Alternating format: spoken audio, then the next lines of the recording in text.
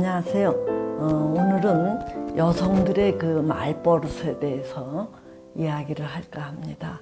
얼마 전에도 어느 부부가 이제 찌그럭찌그럭 부부싸움을 하다 급기야 저에게 왔어요. 그래서 뭐 서로 이 기분이 나빠서 살기가 어렵다. 막 여자가, 특히 여자가 아우성을 쳐요. 그래서 이제 마치 이 여자는 결혼 전에 저에게 상담을 받던 여성이라서 제가 잘 알지요. 근데 요번에 이제 남편하고 크게 싸우면서 저에게 왔어요.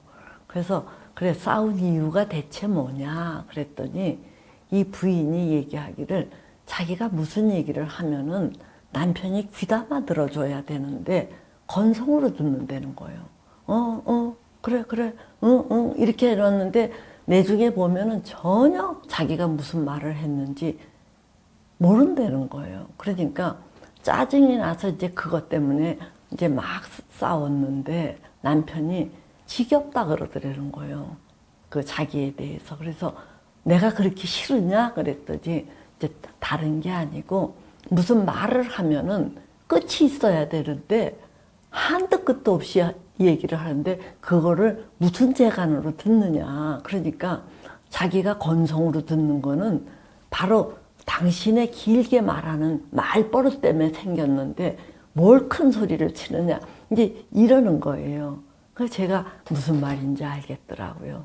저도 그 전에 이제 그 여성이 결혼하기 전에 상담을 할 때 뭘 얘기를 하면은 묘사가 어찌나 긴지 끝이 안 나는 거예요. 그래서 제가 무슨 얘기를 한 기억이 나느냐 하면은 자, 당신 이야기를 듣는 나도 아주 이게 바보가 아니고 무슨 말을 하면 내 나름 머리를 굴려가면서 듣기 때문에 대충 짐작이 간다. 그러니까 키워드만 이렇게 얘기를 해도 내가 따라가고 이해하니까 좀 간단히 좀 해라.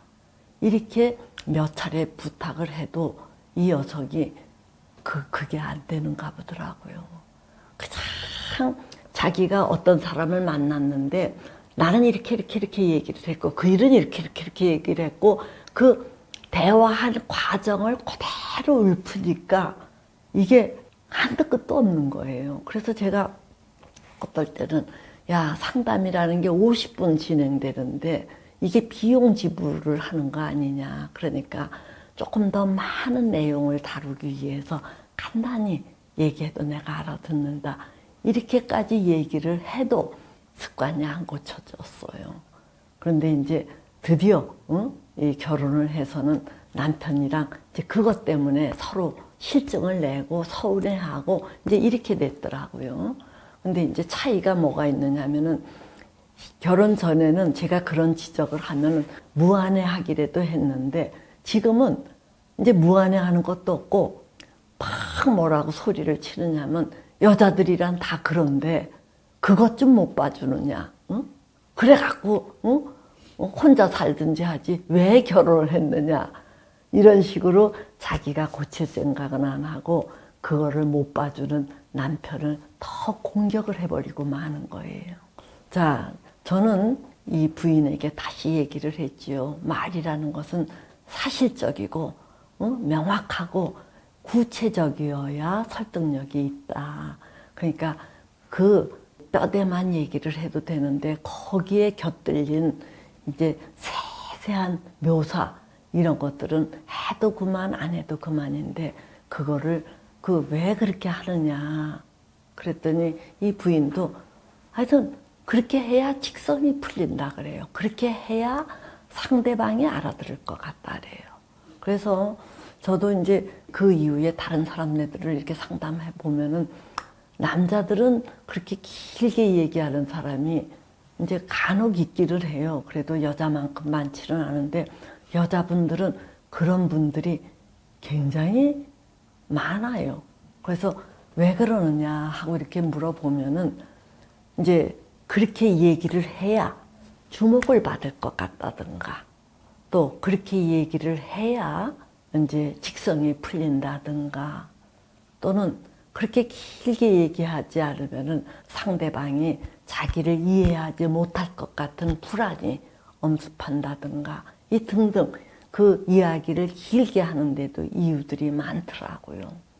근데 이제 저는 어떻게 생각을 하느냐 하면은 여자들이 이제 체력적으로 이 남자들보다 약하잖아요. 그러니까 그 약함을 커버하기 위해서 이제 이 말이라는 게 더 발달이 되지 않았나 이런 생각을 해요. 그래서 이 꼬마들이 말을 야블락야블락 잘하면 어른들이 아이고 저 애 봐라 어째 저렇게 말을 잘하노 이제 이런 식의 강화를 받다 보니까 이제 이 말 잘하는 게 자기의 무기가 되어 갖고 어디 가서든지 그렇게 막 이 묘사를 하는데 이 치중해버린 듯하다 이런 생각을 합니다. 이제 이런 이유들이 뭔가 약하기 때문에 관심을 끌으려고 주목을 끌어야 우리가 어린애들이 뭔가 보호받고 필요한 애정을 이제 받기 때문에 그래서 그렇게 된 것도 같고 또 다른 그 말을 많이 하는 거는 자기가 다른 사람들보다 뭔가 더 낫다. 자기 과시. 또 자기가 이렇게 뭔가 우위에 서서 돋보이려고 하는 욕심이 과해서 이렇게 된 거 아닐까. 뭐 이런 생각도 해봅니다만 정확한 그 이유나 또는 그 목적을 한마디로 이야기하기는 쉽지 않을 것 같아요.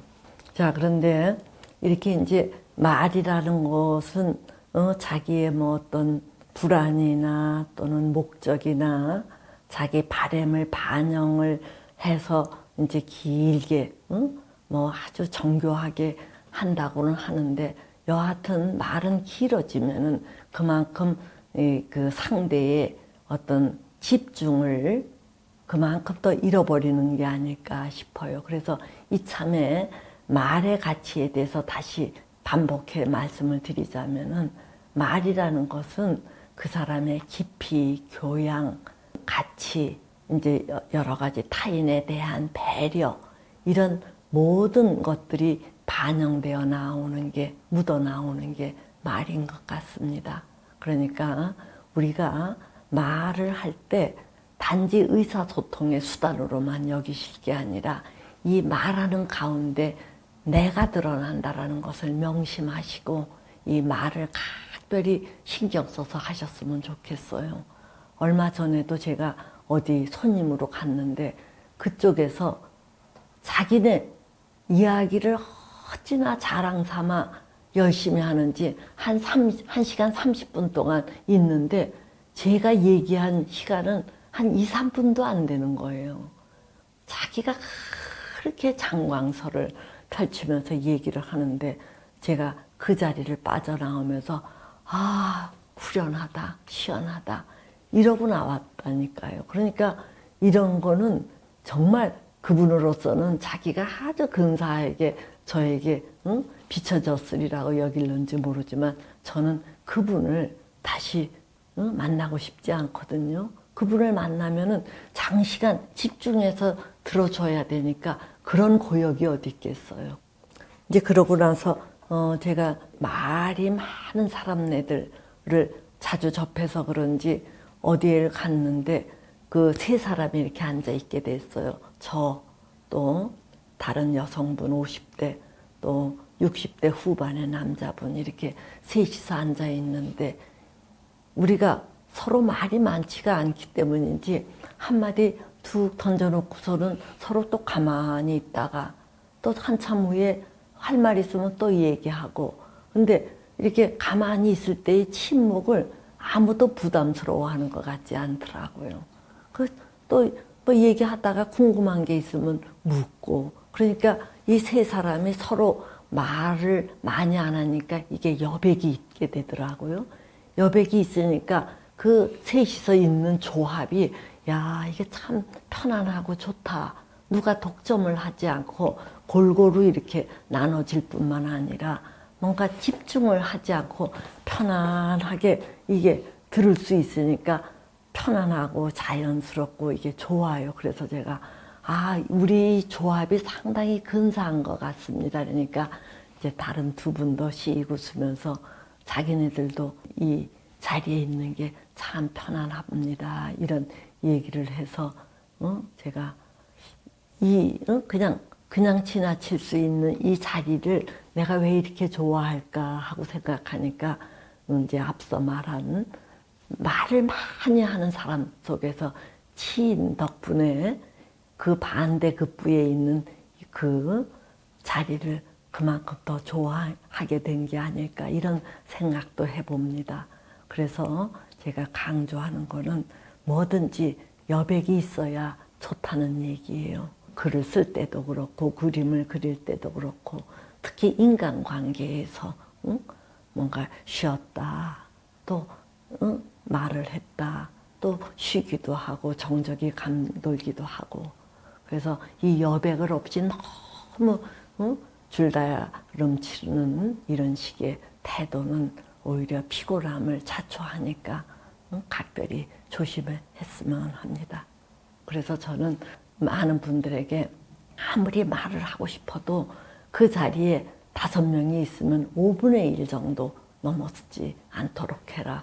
2 사람이 있으면 주거니 받거니 하는 거가 2분의 1 정도를 넘어서지 않도록 해라.